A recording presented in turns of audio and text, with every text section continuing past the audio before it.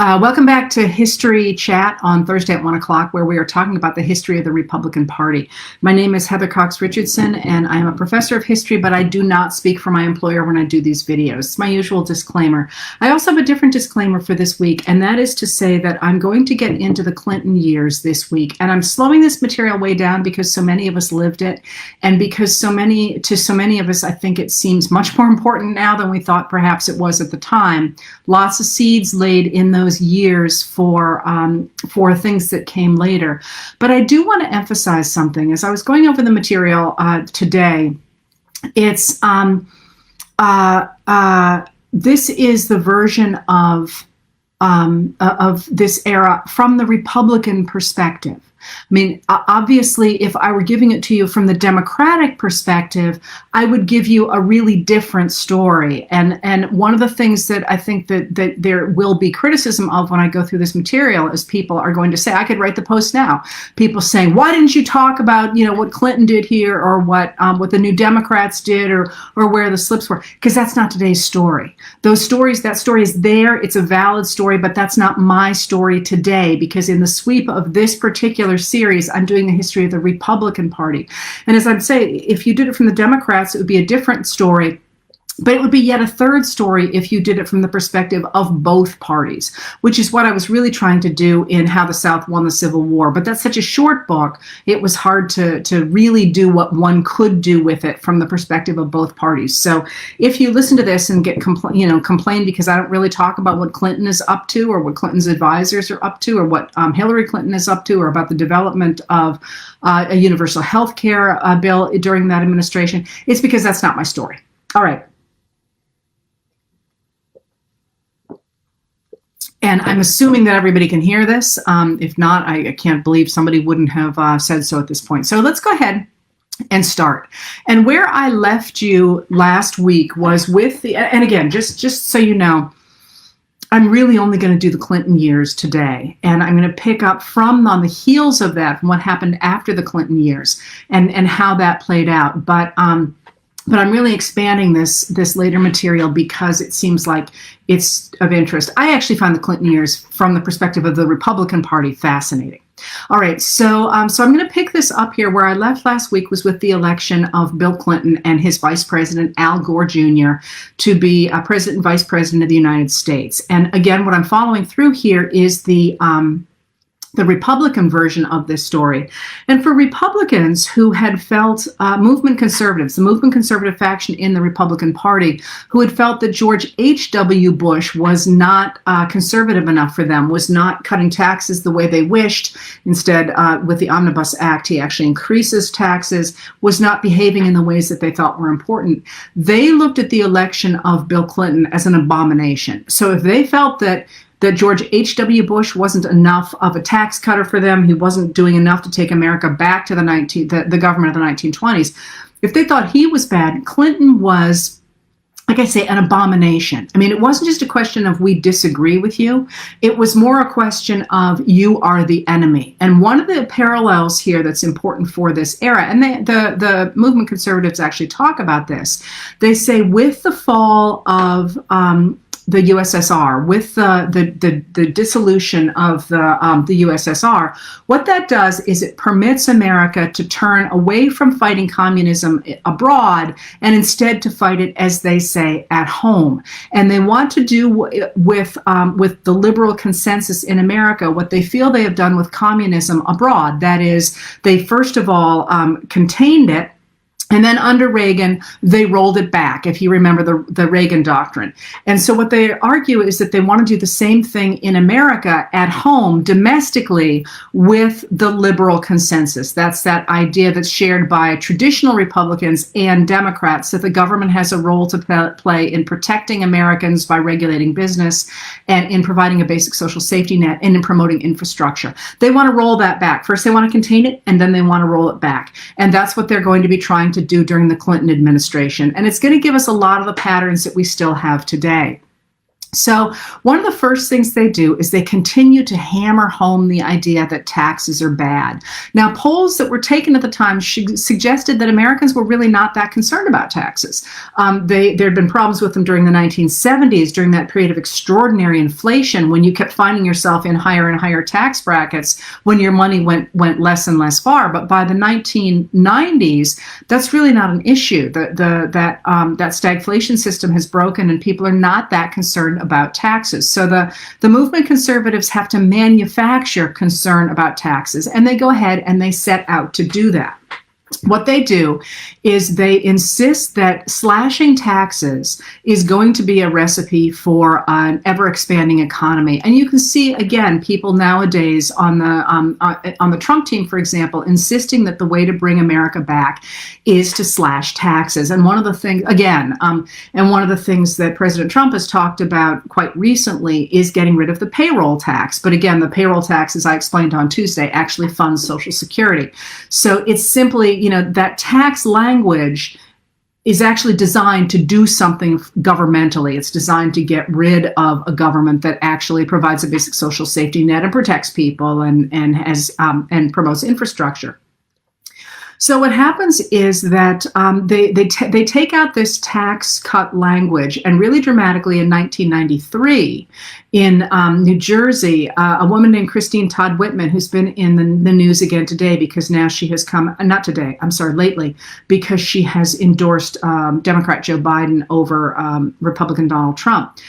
She came out, she actually did not have a lot of credentials at all when she was running, but she came out on an anti-tax platform.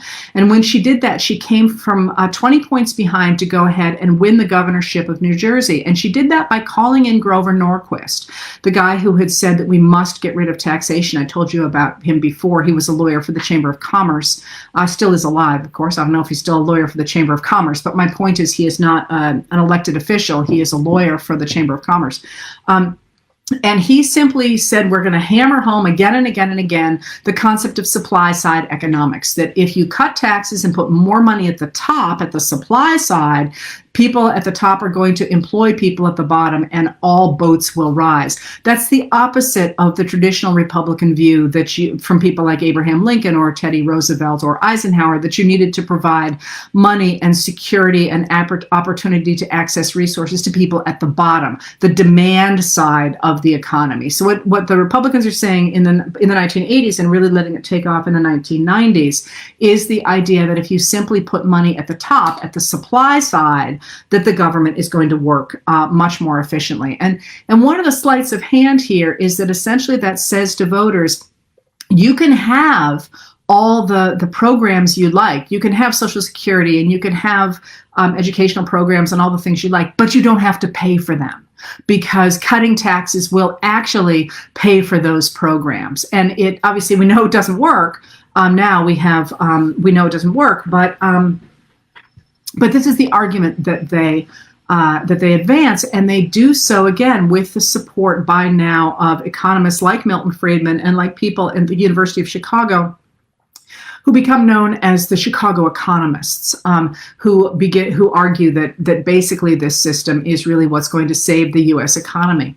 All right, so what happens is that increasingly the movement conservatives taking power or speaking up within the Republican Party under people like Newt Gingrich of Georgia continually insist that the Democrats are in fact buying votes with their social welfare legislation. They are cheating, if you will, by trying to simply give stuff to minorities, essentially, and feminist women in order to be reelected and to put into office. That basically this is an advanced system of socialism, that it's a redistribution of wealth on the part of the Democrats to offer free stuff to their voters in order to get their votes. And again, I've mentioned this a number of times. This is a trope right out of Reconstruction. The idea that if you let Black people vote, they're going to vote for programs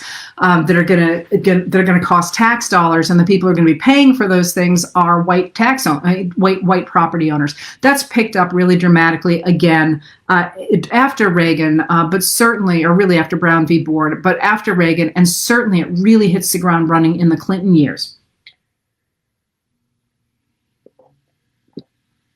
So under the during the Clinton years, the movement conservatives really hammer home on this idea that things like the Violence Against Women Act, I mean, you look at that and you think, wait a minute, how is that socialism? The idea that you're trying to protect women from violence. How is the Violence Against Women Act socialist? Well, what they argue is that it's simply an attempt to create more government jobs because, of course, you're going to have programs, government programs to protect women from violence. Or things like support for education was simply an attempt to put money into teachers' unions or to indoctrinate children with liberal ideas, or that support for affirmative action, for example, was reverse discrimination because it discriminated against white men, especially both in hiring practices, but also for the fact that they're going to have to pay the tax dollars to implement affirmative action. So always in this argument about the structure of government is the issue of taxation and the idea that people at the bottom, who in America are overwhelmingly people of color and women, that people at the bottom should not have the ability to vote for programs that are going to cost tax dollars that they, in this formulation, are not going to be paying. Because what the movement conservatives really focus on are things like income taxes. Of course, everybody pays sales taxes. And of course, and I'll tell you a little bit more about this, people with means get major tax write-offs through a different system that I will tell you a little bit more about. So this idea really takes off, especially after 1993, with the Motor Voter Act. The Motor Voter Act is the law that says that you can register to vote at your registry of motor vehicles, but also at a number of other government offices, including welfare offices. And Republicans hit the ground running with the 1993 Motor Voter Act, in which they say Democrats are simply buying votes. It's not a question of making this country more democratic and making it easier for people to vote. It's simply Democrats trying to pack the system against the Republicans. And this is where that language really takes off, the idea that by letting more people vote, Democrats are somehow cheating. And you can see, obviously, where this has gotten to us today. These arguments reach really widely because, as I mentioned before, after the end of the Fairness Doctrine in 1987 under Reagan, you get the rise of talk radio. And talk radio is dominated by right-wing talk show hosts who are no longer bound by any kind of fact-checking or any kind of requirement to be reflecting reality and different points of view. They can say anything they want, and they go ahead and do so. And of course, the king of all this is Rush Limbaugh. And the reason that Rush Limbaugh ended up getting a Presidential Medal of Honor was his role in spreading this movement conservative idea. Because by the early 1990s, Rush Limbaugh is appearing on 659 radio stations around the country. He's really, really popular. And in 1992, most people have forgotten this, Limbaugh actually had a television show. And that television show was a forerunner to Fox News. It was produced by Roger Ailes. And by 1994, it was carried on 225 television stations. So you can see this idea of spreading movement conservatism through a new right-wing media. Well, from the beginning, as I say, the movement conservatives had seen Clinton not as a legitimate opponent, but as an abomination, as somebody who should never have been in the White House. And even though he was elected, that just proves that certain people shouldn't be voting. And that's, again, a trope right out of the late 19th century. So from the very beginning, the movement conservatives are desperate to undermine him. And if you may or may not remember, there were all sorts of scandals at the beginning of the Clinton administration, including something about, I believe it was the First Lady's travel office. I mean, they kept trying to find something that might stick, and nothing did. And finally, they started poking at a land development project in the Ozark Mountains, something called Whitewater. And they accused the Clintons of being involved in a corrupt land deal. And the story behind it was this. The Clintons invested $40,000 in this land development company, and they lost their shirts. They lost their investment. after they had been working with the guy who was running Whitewater, after they'd lost their investment, he went on to have a number of shady deals. They had not invested in him at that point, but they had invested with him in this earlier project, and as I say, they lost their shirts in it. But finally, there was so much sort of news out there about Whitewater, Clinton decided that he was going to go ahead and okay a special prosecutor to look into it, because he was thoroughly convinced that they would find nothing. And in fact, Whitewater does die in the Whitewater, if you will. But one of the things that he miscalculated on was that he had appointed a Republican, but a fair-minded Republican, to run to be the special prosecutor. But movement conservatives nixed that guy and replaced him with Kenneth Starr. And Kenneth Starr had no prosecutorial experience, but he was connected to what was known as the Arkansas Project. And the Arkansas Project was a group that was funded by a billionaire, a guy named Richard Mellon Scaife, and his only goal in life was to get rid of Clinton and to really bring down Clinton. So the Arkansas Project had been pushing the idea of a former Arkansas government employee, a woman named Paula Jones, to argue that she had been sexually harassed by Clinton during his term as governor. With his ability to subpoena witnesses, Ken Starr goes ahead and he subpoenas Paula Jones. And he, there's clearly all this talk out there about what's going on with Paula Jones. I'm going to go ahead and finish the Paula Jones story and then come back to where one get from that. The argument was that Bill Clinton had sexually harassed Paula Jones and discriminated against her in later hiring. In fact, as the story came out, he had, in fact, apparently propositioned her, but when she turned him down, he didn't. There was no punishment for that. She actually got a promotion, so she ended up losing her case, as I recall. Anyway, while all this is going on, there's something else that matters, and that's that shortly before Clinton took office, in 1992, in August of 1992, there was a standoff in, here we go, let me make sure I get it right. There was a standoff in Idaho at Ruby Ridge when our government forces tried to arrest a guy named Randy Weaver. And Randy Weaver was a former factory worker who had moved his family to northern Idaho because he worried about the corruption of American society. And Weaver was supposed to show up for trial on a federal firearms charge, and he didn't.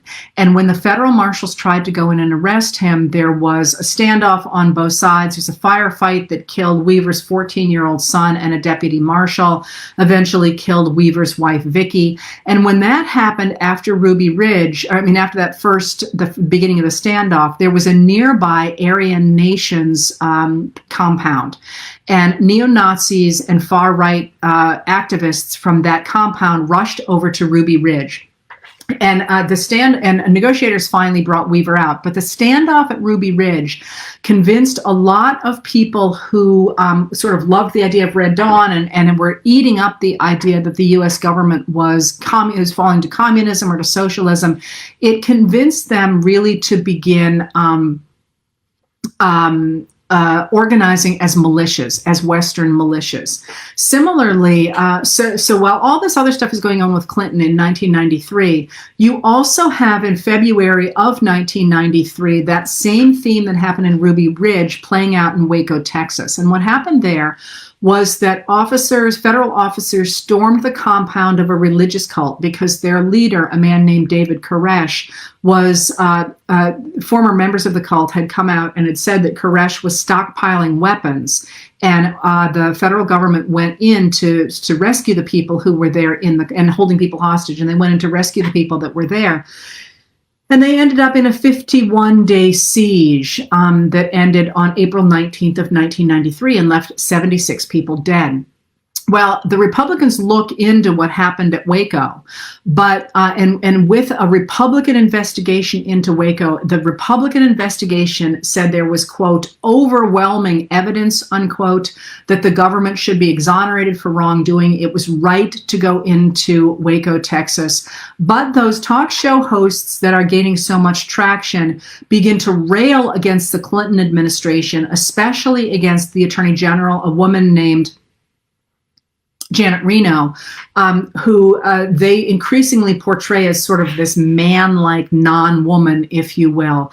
And people like Rush Limbaugh especially kept stoking anger by talking about the Waco invasion, the government's murder of citizens, and arguing that what was going on with the Koresh cult was simply that they were a bunch of good Christian individualists taking care of their women and children, and they were being destroyed by this what he would call this offensive term, a feminazi.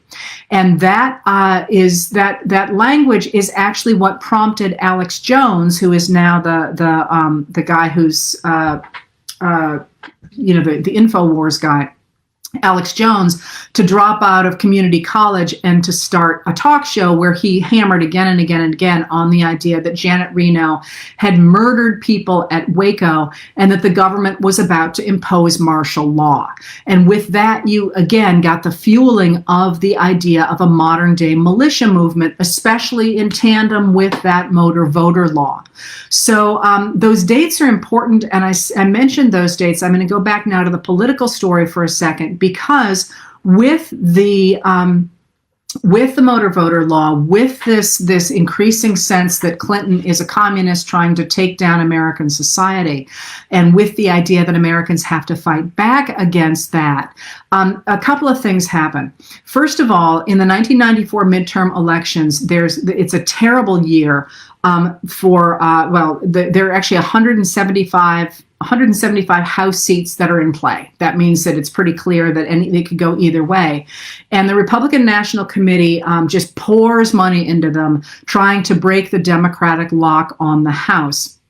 And to do that, the Republicans offer something called the Contract with America. And that Contract with America is written by Newt Gingrich and with his advisor, Grover Norquist. Again, not an elected official. That bothers me, as you can tell, that a man who has never held elective office holds such power in our government. Along with a representative from Texas, a guy named Dick Armey. And they called it a contract because they said Americans were tired of empty promises from politicians, and this was a contract, and they promised that it would be binding. Here's a spoiler. They're not going to be mentioning it all again by 1996. It's binding for about a minute and a half until the end of the election. But anyway, the contract called for a small government. It said that if Republicans were put back in charge of the House, it would immediately, on their first day, enact 8 changes, including auditing Congress, cutting 1/3 of House committees and their staff, and in making it a rule that you had to have 3/5 of Congress on board in order to pass a tax increase. And in the following 99 days after that, the idea of 100 days is a big deal since FDR, the first 100 days of an administration, people get all bent out of shape about that first 100 days. They say in the next 100 days, they are going to balance the budget, put through a line item veto, which is something Americans have argued about really since the beginning of the Constitution, welfare cuts, an anti-crime bill, and a whole bunch of what are called tax expenditures. And tax expenditures are really interesting. I'm going to tell you more about those in a minute, but they're essentially welfare for people with money, and I'll explain how they work. It's a crappy name. All right, so I'm seeing comments about Janet Reno on Saturday Night Live. I just have to say what I didn't talk about here, and I will. I don't really want you to Google it, but what's his name? Ted Nugent still does an act featuring Janet Reno, and how it's just vile beyond belief. It goes to his song "Kiss My Glock," and he has an image of her on stage, and it's obscene. I mean, so don't Google it, especially with your children around. But I think probably people who don't travel in those fever swamps are not aware of just what a caricature and boogeyman she became for for movement conservatives. I mean, she's a brilliant woman who's done exciting things, but in their minds, she is all that was wrong with America. A woman who was trying to take on a man's role, which is, if you remember my talk about cowboys and the cowboy imagery of the movement conservatives, they want no part of women who are operating outside of the roles of wives and mothers. And you can see this dramatically in what I'm going to talk about in just a second, the rise of Fox News and what that actually looks like, the Fox News channel. All right, so with that in 1994, a couple of things happened. First of all, people like Rush Limbaugh push this idea of the contract with America again and again and again, and they keep attacking Clinton, and they keep talking about how corrupt Clinton is, and they keep on talking about how the Democrats are simply trying to buy votes, and it works. Voters swing 54 seats away from the Democrats into the hands of the Republicans, giving the Republicans control of the House of Representatives for the first time since Eisenhower's administration, for the first time since 1954. In the Senate, the Republicans pick up 8 seats as well, giving the Senate to Republicans too. So Bill Clinton is now going to be facing a Republican House and a Republican Senate. What this means is that Newt Gingrich is now going to be Speaker of the House. And if anybody's interested, and I know that you probably aren't, but reading the newspapers from when that switch happens is really interesting, because the movement conservatives are giddy. But one of the things I talk about, maybe not so much here, is it's really difficult to go from being an opposition party to being a ruling party, because you need a different skill set for those two things. And the same guys who are great at tearing stuff down are generally terrible at building stuff up. And it's very rare for people to be able to make that transition. You see it really dramatically with the Republican Party after the Woodrow Wilson administration, when they simply don't know what to do in the 1920s, so they turn everything over to Herbert Hoover's at Commerce. But you also see it right here in the 1990s. So what happens is the Republicans have the movement conservatives, who now are really riding high, because under Gingrich's formula, they've taken control of the House and the Senate. They seem to be able to do whatever they want. And one of the first things they do is they make Rush Limbaugh an honorary member of the freshman class of the House of Representatives, which is kind of a thing. You go by classes, not as rigorously as you do in college, but you're known as part of a certain class, the people who come in that year. They make Rush Limbaugh an honorary member of that, and he outlines their agenda. And listen to what that agenda is. And by the way, this is reprinted in newspapers at the time. He says the first thing that the Republicans must do is they must, quote, begin an emergency dismantling of the welfare system, which is shredding the social fabric. Bankrupting, that's the end of the quote, bankrupting the country, and as he says, gutting the work ethic, educational performance, and moral discipline of the poor, unquote. So you got to get rid of the welfare system, because it is ruining poor people. It's making them lazy. It's making them unwilling to work. It's shredding the country's social fabric. Next, Congress should, he says, cut capital gains taxes, because that is going to drive economic growth, and it's going to create hundreds of thousands of jobs, and it's going to generate billions of dollars in federal revenue. And there's that supply side economics idea coming back again, that if you get rid of taxes, it's going to make people reinvest in the economy, and all boats are going to rise. It's a great idea. It really is. If only it worked. And you know, it'd be interesting to see if there would be some way to make it work. But right now, we don't have any evidence that it actually works. Next, Limbaugh actually kept a staff in Washington so that he would make sure that he knew what was going on in Washington, and that he could make sure that the ideas of the movement conservatives did in fact get through to the voters. And that was his thing. You tell me what you want me to say, I'll make sure it gets out to people. And similarly, if you Congress critters don't behave, by the way, that in my parlance, that's a word of endearment. It comes from Molly Ivins. And somebody thought I was making fun of Congress people when I said that. To me, it just rolls off the tongue more easily than Congress people. And I have a sneaking fondness, of course, for people in Congress, because that's who I study. So when I slip and say something like that, I'm not intending to insult anybody. It's actually kind of, from me, a term of endearment. And I don't mean for it to be offensive. It's to honor Molly Ivins and Congress critters, if you will. In exchange, though, Congress people knew that if they said something that Rush Limbaugh didn't like, they would be condemned on his radio channels across the country. So they had to fall in line with him as well. And as soon as the Gingrich revolutionaries, as they called themselves, were in power, they hit the ground running. Gingrich, of course, became Speaker of the House. Dick Armey was House Majority Leader, and Tom DeLay from Texas becomes Majority Whip. And in 1995, they issued an internal memo which said that the main theme of the Republican Party was no longer going to be paying down the national debt. It was going to be cutting taxes. And that was the main principle now of republicanism. And Norquist, as the Wall Street Journal wrote, had become one of the main players in the Republican Party. That he had remade the Republicans from this party of fiscal conservatism to a party of tax cuts. They tried as well to create a balanced budget amendment. The problem with a balanced budget amendment is, of course, you see exactly the problem with a balanced budget amendment in a different way right now with states and local budgets in the middle of this pandemic. They have no wiggle room to deal with this crisis of the coronavirus, and so they're in terrible trouble. The federal government would be in the same boat if you had a balanced budget amendment. There are certain times you don't want to balance the budget. That's maybe a different story. And in the end, Gingrich's revolutionaries had way overstepped what was possible.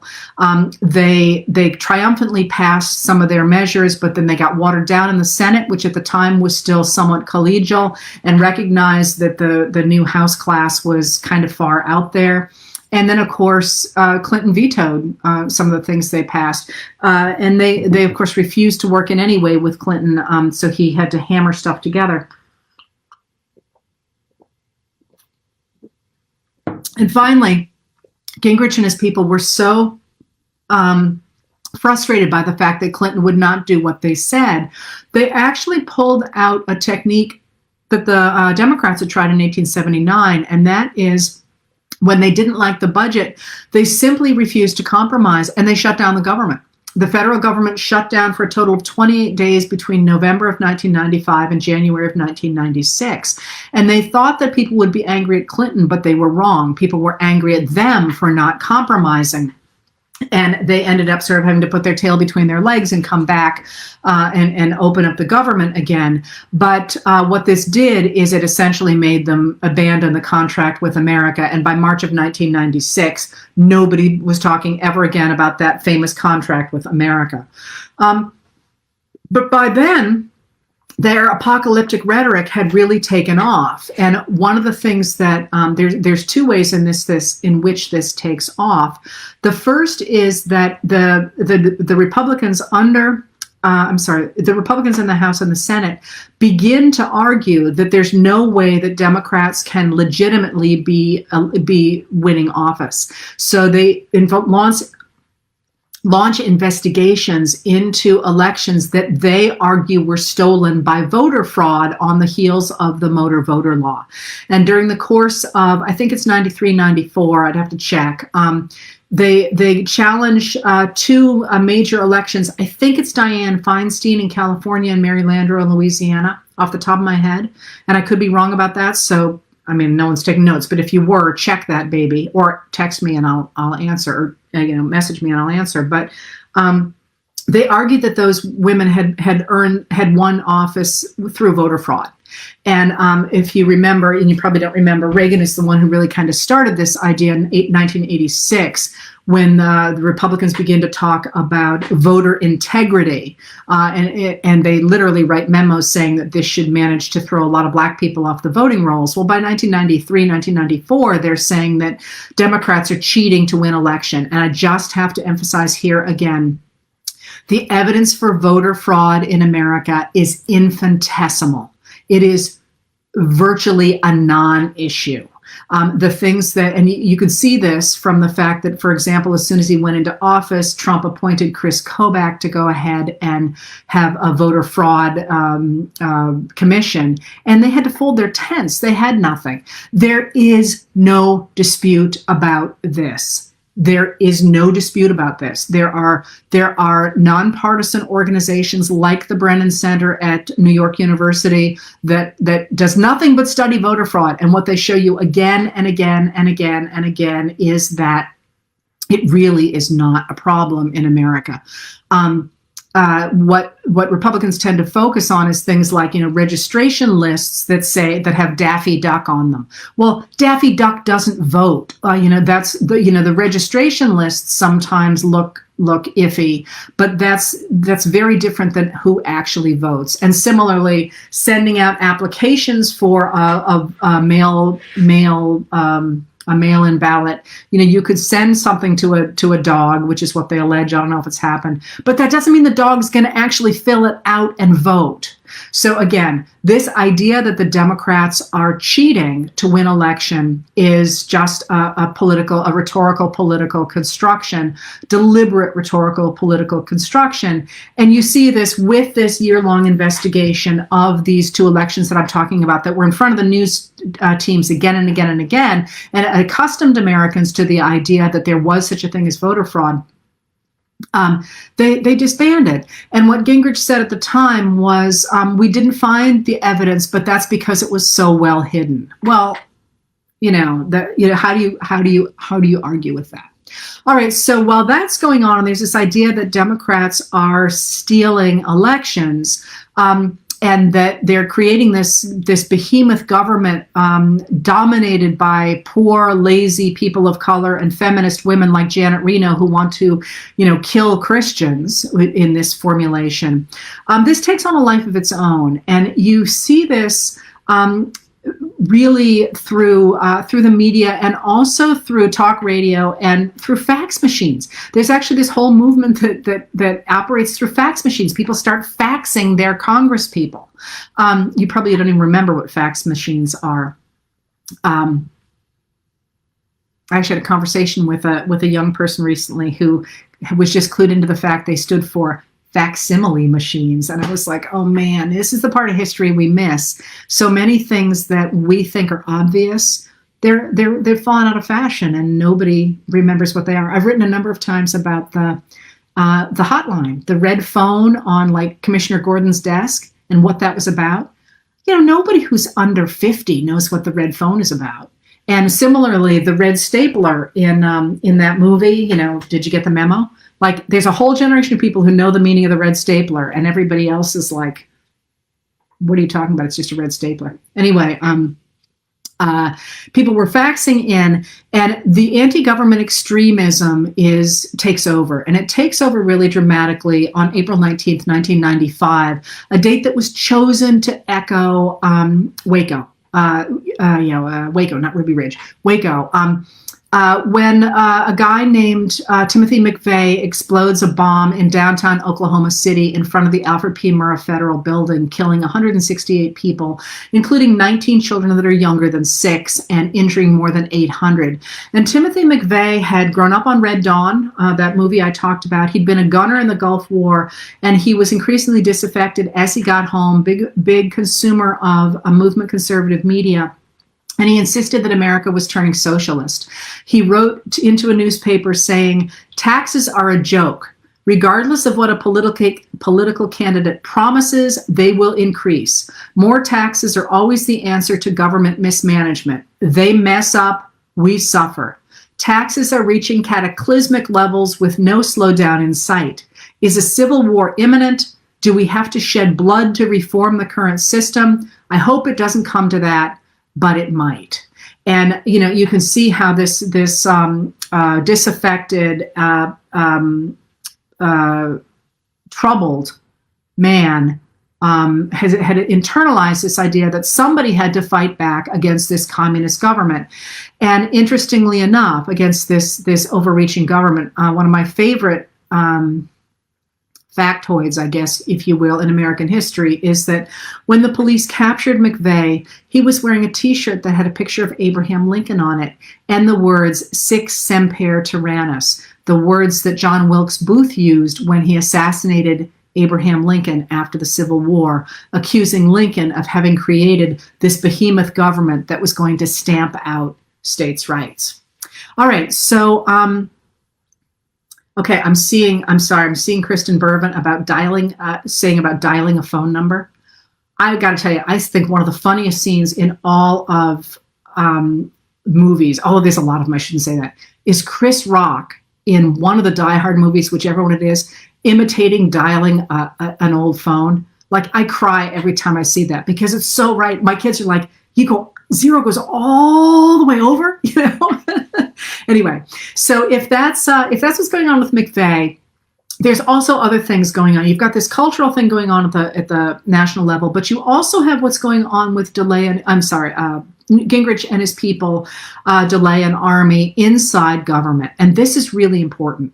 First of all, they launched what's called the K Street Project. And what the K Street Project is designed to do is it's designed to make lobbyists work with Republicans. Because remember, Republicans in the House have been and the House is the body, the only body that is allowed to initiate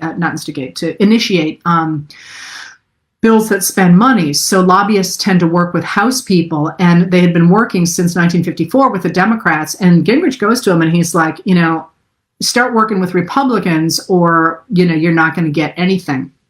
So the K Street is the headquarters of Washington lobbyists, and increasingly they begin to work with Republicans. And that matters because one of the things that the Gingrich people do manage to accomplish is they dramatically cut the budgets for House representatives. And so they lose their staffs. And that means that when they are trying to write bills, when they're trying to understand bills, they no longer have paid staff to do that.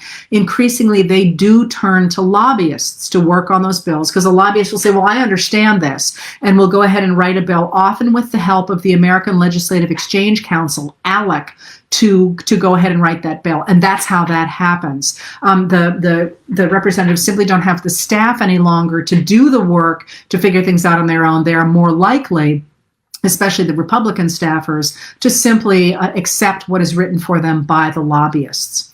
Meanwhile, of course, this is not uniformly popular around the country. And in October of 1996, the movement Conservatism gets its own new media channel. And this is with Roger Ailes as its founding CEO.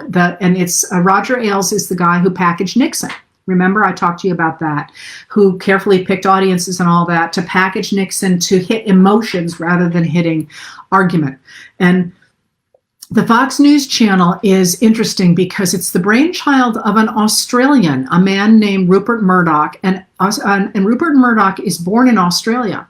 But because a foreign citizen can't own that much of an American channel, he goes ahead and becomes a dual citizen. He becomes an American citizen. So he is Australian born, and he is also responsible for multimedia in England. And I find it fascinating the degree to which Americans handed over control of our political system to one man from anywhere, but certainly from one man who was not originally an American. And I just find that absolutely fascinating. That think of Rupert Murdoch gave us the Fox News channel. And it's really interesting. You can actually find this, and I got to hurry up here because I'm going on too long, but you can find online. It's a little hard to find, but he gives an interview to a newspaper, I think in Australia, early days. And he says, it's like a Burger King. I'm just selling stuff here. And it's clear that he sees a market for this movement conservative language. But at the time, anyway, what he's really interested in is the payoff. And it's interesting to see the idea of ideas being compared to, I believe it really is a Burger King. And like I say, you can find it, at least it didn't used to be hidden, and it certainly would be on the Wayback Machine. I've cited it in a couple of books, and he's not, he's quite upfront about what he's doing. And this is back in the 1990s. And it's not behind a paywall. It's you just got to search for it.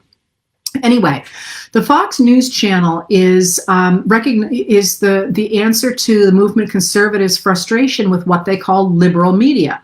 And the liberal media is media that insists on fact-based argument. And again, rather than simply pushing a narrative, the liberal media actually insists on facts. And again, one of the things I try and do in the letters is always use sources. And mind you, yeah, I screw up, everybody does, but always to use sources and say, these are the facts, here are the documents, this is where things are coming from, because that's what media used to do. And that is still what the mainstream media, the liberal media, does. It has sources, it has proof of what it's saying. You have to have at least 2 sources, and you should have 3 to say something for most media networks. And it's interesting to me. I get letters not infrequently saying that when I write stuff, I'm just a liberal shill and I'm not looking at the other side, and I should be watching Fox News. And I always say, if you send me the sources, if you prove to me what you are saying, I will publish it. And do you know, I don't have a single person who has ever taken me up on that, which I, again, find fascinating. The idea that somehow my footnotes don't outweigh the idea that there is a narrative out there that must be true, even though I can't prove it. And which is, again, one of the reasons I study ideology, is because what people believe is happening is often more important than what really is happening. Anyway, so because of this, what the Fox News Channel does is, and I keep saying this, it is not a news channel. That is the name of the channel, the Fox News Channel. The same way the name of a channel is American Broadcasting Corporation, or whatever the C stands for. That's the name of it. And the second paragraph in the terms of use for the Fox News Channel, and you can Google this right now, say this channel is for your entertainment. And when Fox News Channel personalities like Sean Hannity, who is in court right now, he has a case, I mean, not literally, but in this moment, he has got a case in front of judges right now. When he gets sued for saying something is true when it isn't, or implying something is true, he never actually says it, he implies it. What he says is, I'm an entertainer, this is performance art, and nobody should believe that it's real. And again, I've written about that a number of times recently. I have cited it, and you could Google that right now, Sean Hannity, Hollywood Reporter. And I forget which case it was. I think it was Karen McDougal, but I don't remember, in which his lawyers are literally saying he is an entertainer. You should not take him seriously. Now, there's an exception to that. The Fox News Channel does have real reporters. Chris Wallace is a real reporter. He has sources. He tries to get at the heart of what's happening. Brett Baier is a real reporter. Shep Smith was a real reporter. And Shep Smith did a fascinating interview with either Time or Newsweek a number of 2 years ago, maybe, in which he talks about the difference between what he does and what the Fox News personalities do. And he says, I don't even watch them. I don't have time for that. They're simply entertainment. So anyway, what Rupert Murdoch does, and putting Roger Ailes in charge, is they create the idea of this media channel that looks like a news channel. Their personalities sit behind what look to be news desks, but they also perform a certain kind of America. They tell a story that is the movement conservative story of fighting for the little guy against communism and this large state. They have, generally in the early years, older men who are very domineering, men like Bill O'Reilly, bright, very smart man. But he dominates the scene, and as now we know, he was a sexual harasser, and perhaps I shouldn't say any more than that because I don't remember the case. And they are surrounded by young, subservient women. I believe it's Fox News Channel that pioneers the glass desk, so you can see the women's legs underneath the desk. And they're all blonde, and they are really performing the idea of women who are part of that cowboy mythology. They're doing what men tell them to do. You can do a lot with what's actually happening on the Fox News Channel. Anyway, they use very colorful graphics. They use bullet points for their information. They try and strip all the hard work out of news simply to go ahead and create a narrative that is uncluttered with nuisance. And to hurry the spread of that new channel, Murdoch offered $10 per subscriber to each cable company that carried the Fox News Channel. And even still, Fox News Channel money does not come from advertisers. Every time that someone says, oh, boycott Sean Hannity, they don't care if you're boycotting Sean Hannity because their money comes from cable fees. You are supporting the Fox News Channel by the cable fees you pay. They make a much higher percentage of cable fees than almost any other show. I think ESPN might be higher, but I actually don't study those channels, so I don't know. All right, so increasingly, the Fox News Channel presents a world that resonates with rural Americans who, increasingly hate taxes and increasingly are afraid of these people they're being told are dangerous by people like Rush Limbaugh. And Fox News becomes a major political player really quickly. By the 2000 election, the 2000 election, I'm sorry, 17.3% of Americans are watching the Fox News Channel, and 3 to 8% of them move from being Democrats to being Republicans after watching the Fox News Channel.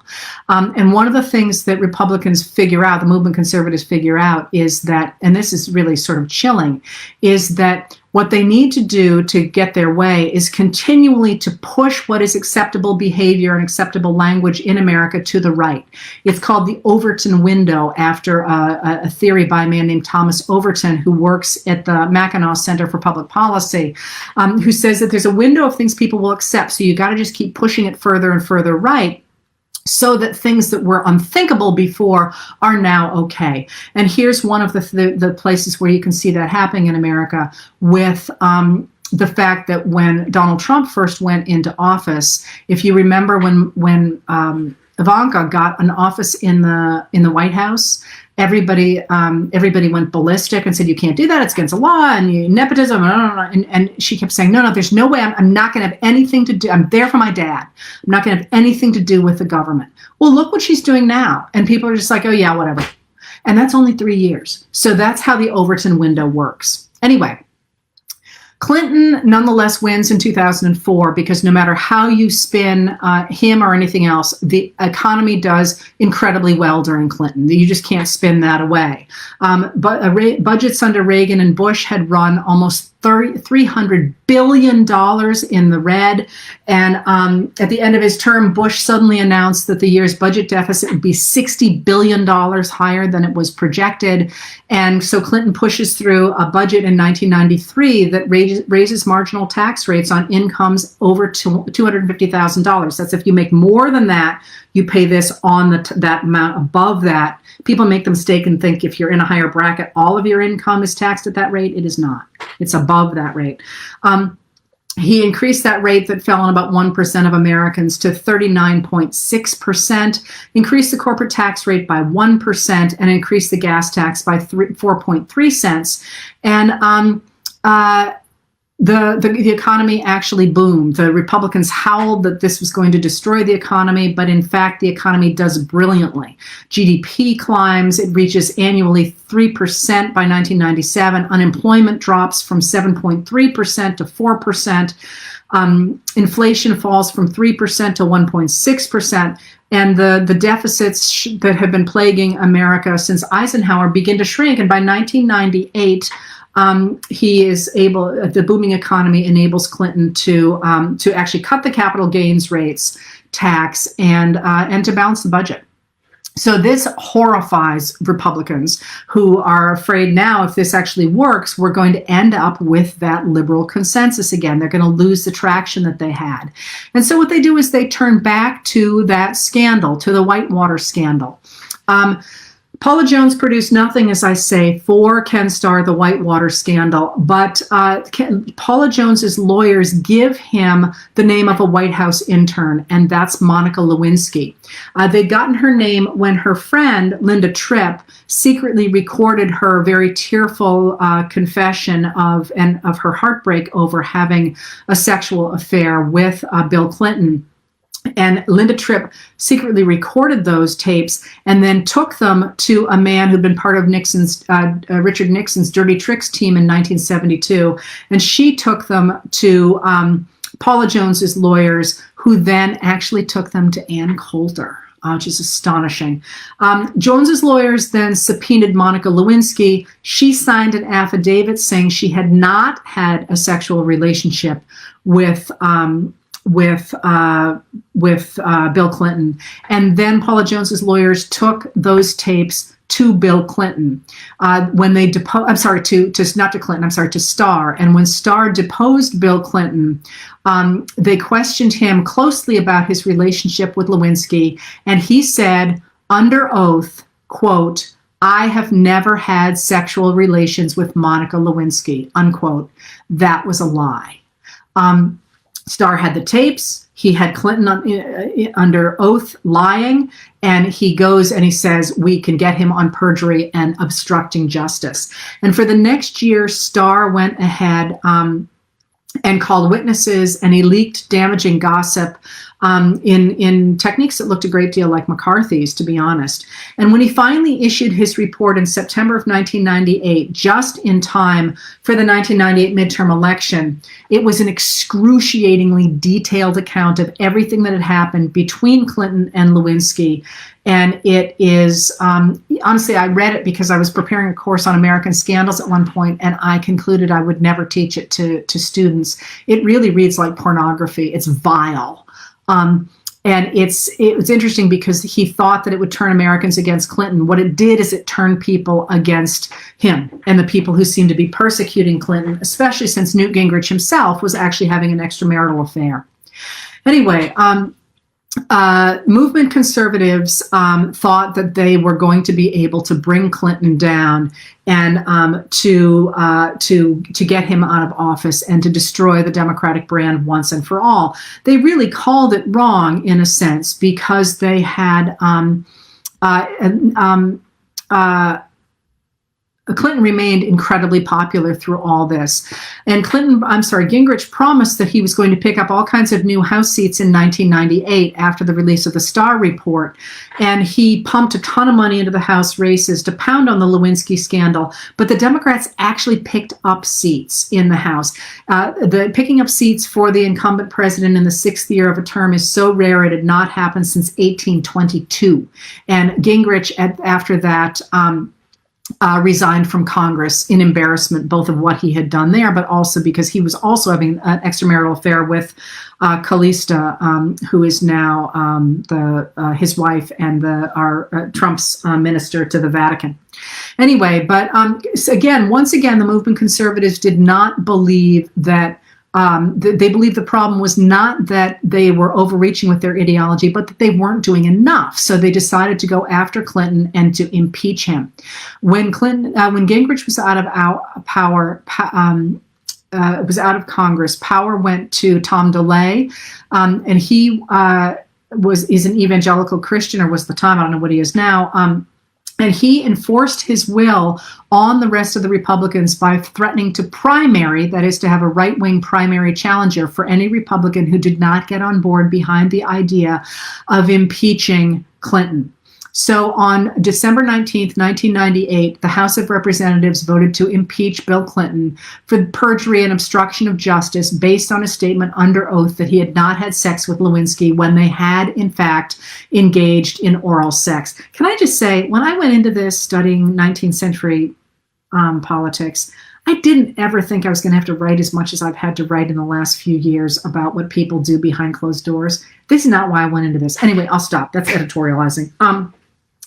When the case went to the Senate for the trial, and the senators were mortified, they didn't want to have anything to do with it. They held all of they called no live witnesses. They deliberated entirely in private, and they acquitted the president on all counts because first of all, because it was not playing at all well. Second of all, many of them were in the same boat, and third of all, his popularity at that point was over 70%. And this is an interesting thing because the Republicans simply can't understand why Americans don't see why Clinton, in their view, is so bad. He's expanding this government. He's bringing in their minds communism to America. He's letting minorities vote. He seems to be backing a democracy, the idea of letting, in their minds, lazy people of color vote. He's lying under oath. Why are they letting this man Why are voters behind this man? And one of the things that really comes to the fore here is after this disastrous election in Miami, Florida, when there's two candidates, neither of which is a Democrat, by the way, fighting over the mayoral election. It's an incredibly corrupt election. Lots of people on both sides end up in prison, with the impetus for that vote that there actually was voter fraud there, or it wasn't on the voters' part, it was on the part of the leaders, and a bunch of them go to jail. Florida passes a law, a voter ID law, that is designed to prevent voter fraud. You see this teeth coming back just in time for the 2000 election. And with that 2000 election, before the 2000 election, Florida throws, I believe it's more than 100,000 voters off the rolls. And a later congressional investigation, or government investigation, I don't think it's actually from within the congressional office, but from a different executive branch office, that investigation discovers that the vast majority of the people who are thrown off the voter rolls are, in fact, Democratic African-American voters. So what happens is that by the end of Clinton's term, there is this ferocious right-wing media empire that is trying to get the Clintons and everything they stand for out of office, aided now not only by talk radio and by the Fox News channel, but also by new websites on that new internet. Things like The Drudge Report, led by Matt Drudge, and his assistant Andrew Breitbart, who is going to go ahead and start Breitbart and bring on board somebody named Steve Bannon, who is going to take over Breitbart after Andrew Breitbart himself dies a very untimely death of a heart attack, as I recall. He's quite a young man.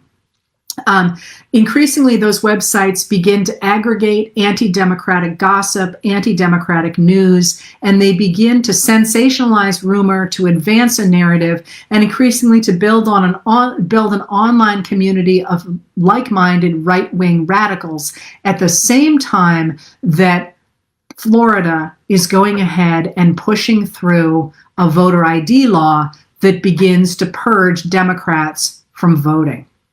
You know this is exactly where this is going over at least one more week, probably more than that, if you don't mind how much I am slowing things down.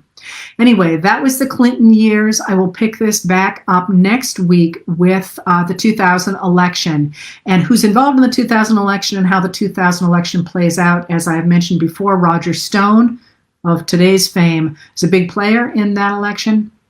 I'll tell you more about that next week. Anyway, thanks for being here. On Thursdays, I do, at 1 o'clock, I do some history story. On Tuesdays at 4 o'clock, I try and answer history behind the news. Again, when I do these, I do not speak for my employer. Thanks for being along, and I will see you next week. What we're seeing right now is a system in which the MAGA Republicans, helped by 40 years of Republican machinations, have managed to create a situation in which they are essentially one-party rulers of a number of different states. And that's raising all kinds of red flags going forward. It's got red flags for the past, but it's also got red flags going forward. And where I am going with that is that the Trump administration right now is crazy unpopular. It is underwater on all of its major initiatives. Trump's numbers are as low as they were, as Biden's were after that disastrous debate of about, I guess it was a year ago. This is not a popular administration. And the more people learn about it, the more they dislike it. At the same time, you're also seeing inflation kicking in again as the Trump tariffs start to bite. People really loathe ICE rounding up individuals who have never been charged with a crime, let alone convicted of one, and throwing people into detention camps, including ones like that in the Everglades, where we recently learned, I guess it was today, we learned that a 15-year-old boy who has no criminal charges or anything has been incarcerated there, obviously without due process, along with a whole bunch of men. And people don't like that. They have never liked that. And that increasing dislike of the current Republican Party has raised an issue for it going into the midterm elections and the 2028 presidential elections. And this has a long history behind it. What they are trying to do now is to skew our electoral process so that they can establish a one-party state over the entire nation. And you're seeing that in two ways right now. You're seeing that, first of all, with the attempt of the Trump administration to begin to control voting in the states. Remember, states control voting within their own borders. So you're seeing the Trump administration trying to take over the oversight of voting within the states. And you're also seeing it in things like the pressure coming from the White House to redistrict the state of Texas to, as Trump says, pick up 5 more seats for the Republicans. That is essentially to permit Republican lawmakers to choose their own voters so that they can stay in power. Now, that just to step back in a big picture way again here, really, really important to remember that there's a huge difference between voter fraud and election fraud. So voter fraud is what the Republican Party has hammered on since 1986, when it became clear that the American people did not like the tax cuts of the Reagan Revolution and the service cuts of the Reagan Revolution. And that is the argument that people are cheating when they vote. And since 1986, there has been a real focus, not really, since 1986, the idea was to clean up black voting. But in 1994, after the 1993 Motor Voter Act, in 1994, the Republicans began to say that Democrats were winning elections only because they were having immigrants vote. To be really clear about this, there is no evidence of this. The voting fraud is vanishingly rare.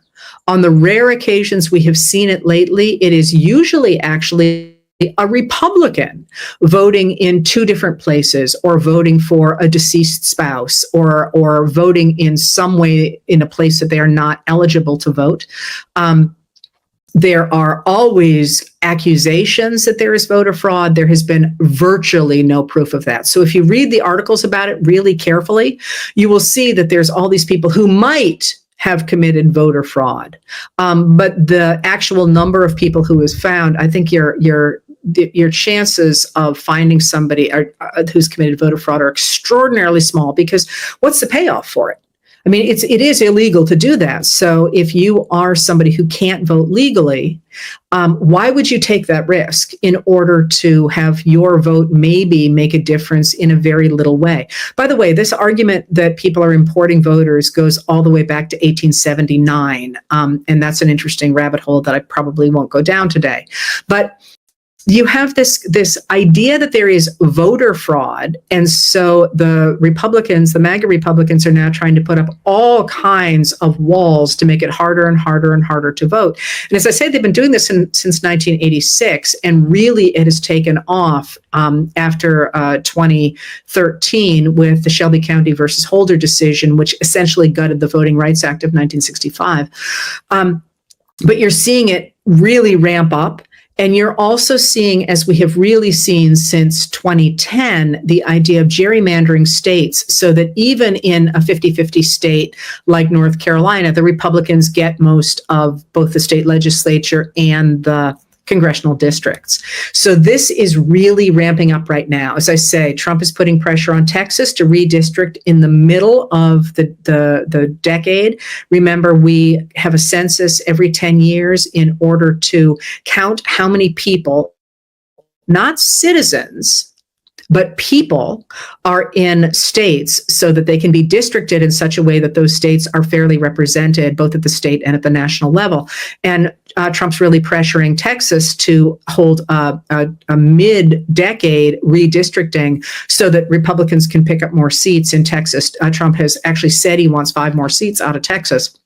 This is not the way democracy is supposed to work. And in retaliation for that, Gavin Newsom of California has said to Texas, go ahead, you try and redistrict Texas, then I will redistrict California. Again, this is not for more Democrats. That's not the way this whole system is supposed to work. And one of the things that I really hope people will keep their eyes on is going forward and work at is just making sure that representation is fair, that people get to vote. I mean, that's pretty basic. And by the way, that's popular in all parties. Democrats, independents, and Republicans all want to get rid of gerrymandering, and they all want to get rid of voter suppression. All right.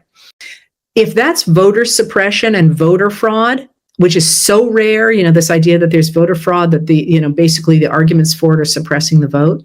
What is actually fairly common is election fraud. And that's when you skew the mechanics of the election in such a way that you win, even though most people didn't want you to win. And that's what we're facing with these machinations that you're seeing going on in the states and from the national government going into 2026 and 2028. And again, one of the things I'm really going to push for going forward is that people know this is happening, speak out against it, put pressure at the state level to push back against it, at the national level, support those organizations that are funding lawsuits to make sure this doesn't happen. Because when I look at where we are right now, and I see everything with a historical lens, and a lot of it with the lens of the 19th century, because that's really where my heart is. I see what happened to the American South after the Civil War. And one of the questions I always used to get from my students is, why didn't people fight back when former Confederates took the vote away from Black Americans and from poor white Americans? Because remember, they get shut out of the vote as well in the American South after 1890. Why didn't people fight back? And we're sitting here watching that in real time happen. And it's giving me some answers that surprised me. One of them, I think, is that people don't really see that it's happening. It's very clear to a historical eye that we are seeing a very small group of people exert their power over the government in such a way that they're able to control voting, they're able to control elections so that they can stay in power. But I'm not sure you can see it when you're on the ground. And I wanted to call that out today because I really wanted people to recognize that we got to fight back against that. And again, think about it like the late 19th century when it really wasn't clear to a lot of people. It was clear to some people, but it was not clear to a lot of people, not least because in the American South until the 1900s, there really were viable third-party options in a number of the states, and often Black voting in those states could turn an election. So it was a little hard for people to recognize that there was a wholesale disfranchisement going on when they could look in their newspapers and see that there was a meeting of Republicans, for example, in the American South. They just never won. And that idea of commandeering the elections in such a way that only one party can win seems to me to be going national now. And it's going national under the Republican Party. Really important to remember that this is a deeply unpopular administration and that MAGA is a deeply unpopular movement. And the issues on which the administration keeps insisting it's so popular are actually underwater by as much as 20 points. And that means that just an example here, that if 60% of people dislike something and 40% of people like it, that's a 20-point difference. That's not a percentage, that's 20 points. And that's a lot. You asked about the 2026 election and what's going to happen with the 2026 election. And you also asked in that context about Steve Bannon's statement today that Donald Trump would run again in 2028 and they had a plan for that. Now, let's step back just a little bit on that and start from the premise again. And one of the things I was thinking about talking today, and I was thinking one of the things that's always worth thinking about is, if you were going to do something, how would you do it?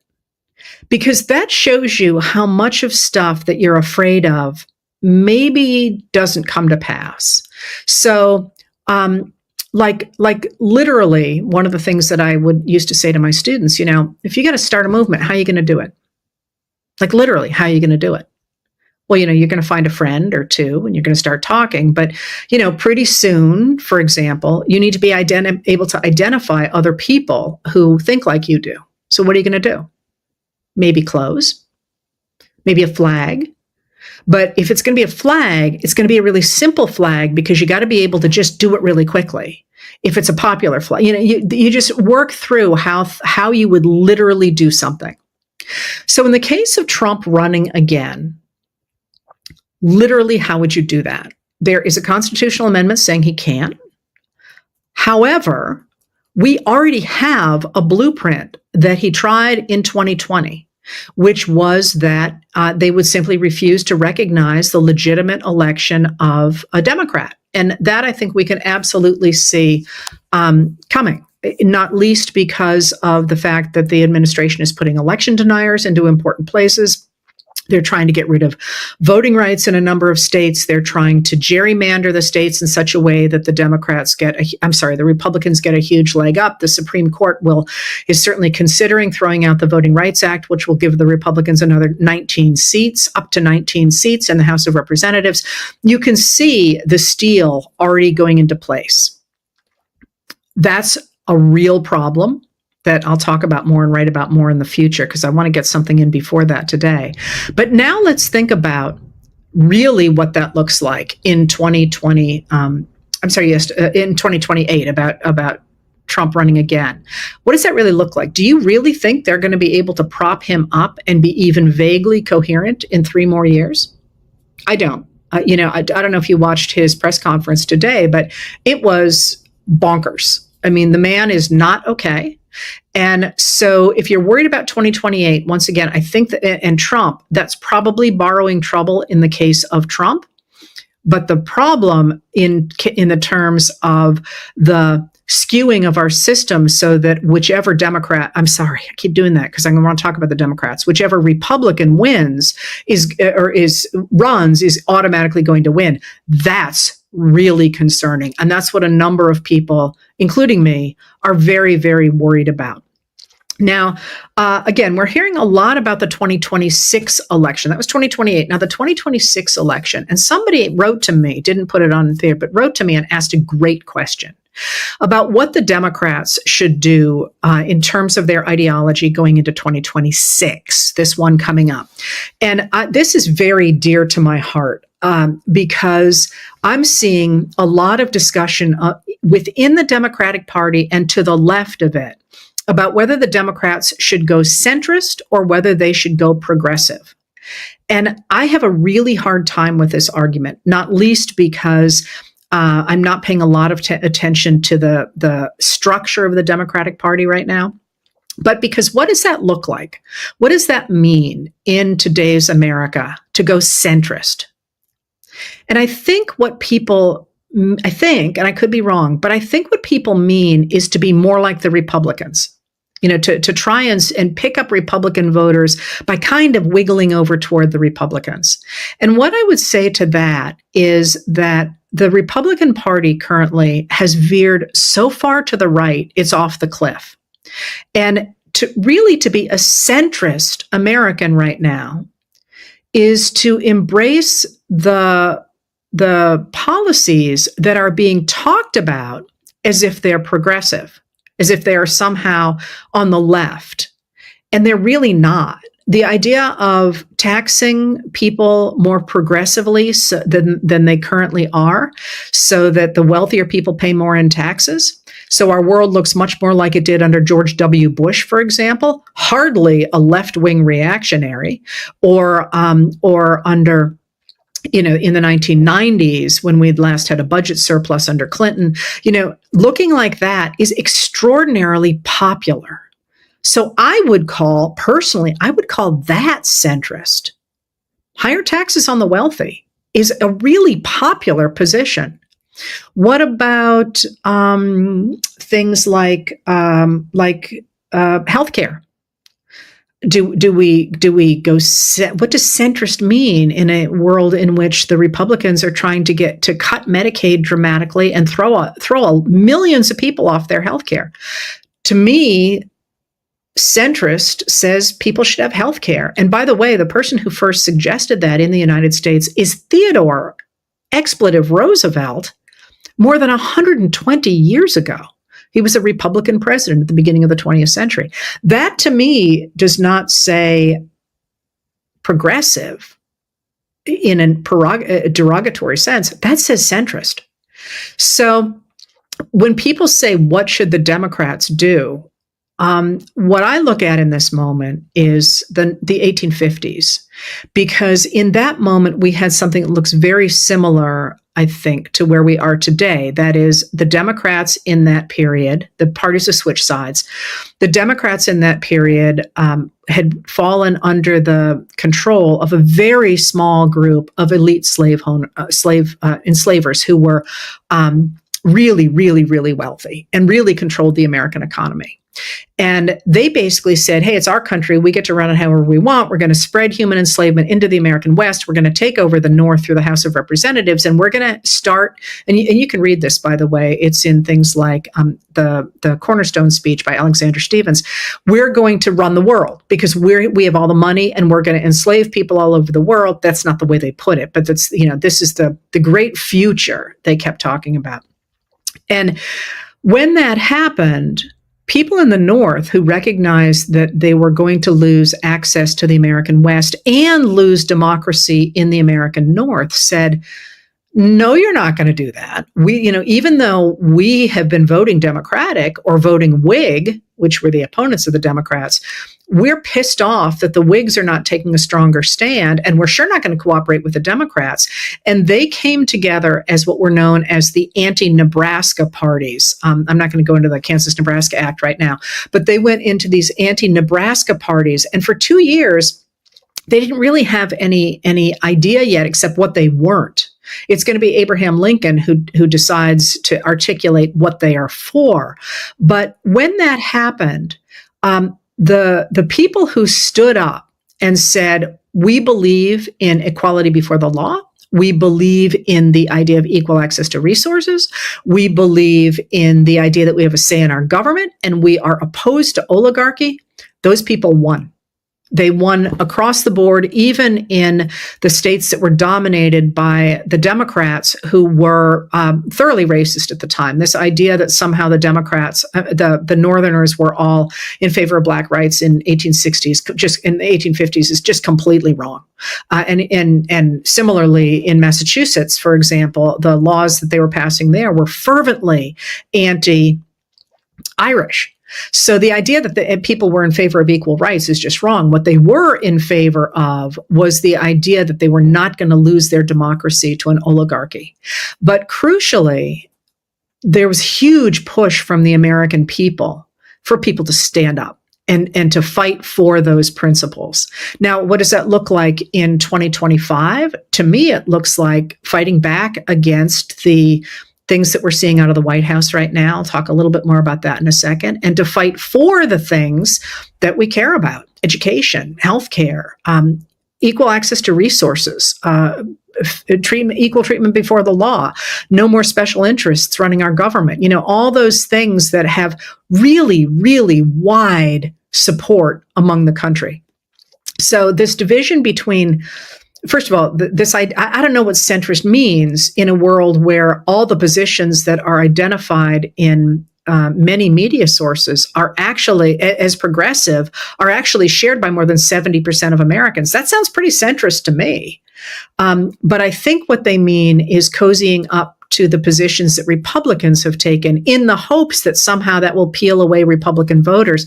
And I'm just not sure that's the case. I think that Republican voters are upset by corruption and by the takeover of our system by the wealthy and by the lack of health care and by the lack of education and so on, as Democratic voters are. They just need to have people stand up and articulate that. Now, again, you asked the question, that's where I am on that issue. And let me just go a little further than you asked about. And that's that, what does that mean? Does it mean we shut up the candidates who are farther to the left and we move to the candidates that are farther to the right? I maintain that we need all of the voices, especially right now, but we need all of those voices participating in our government right now, because they're waking people up to issues they didn't even know they cared about, and they're making people understand that those issues could be addressed at the state or the national level or the local level. And so I'm not a big believer in silencing new voices, especially voices you don't like. I think those are very, very welcome. It's important, though, to remember that in order to get things through a state house or through Congress, you need to know what you're doing. You need to be able to make compromises. You need to understand the different areas of the country. You need to understand what it is possible to get through. And you have to be willing to work to build the structures that will enable you to do that. So, as you know, if you listen to me, I care very deeply about American taxation and how it has been really perverted, I think, over the last 40 years.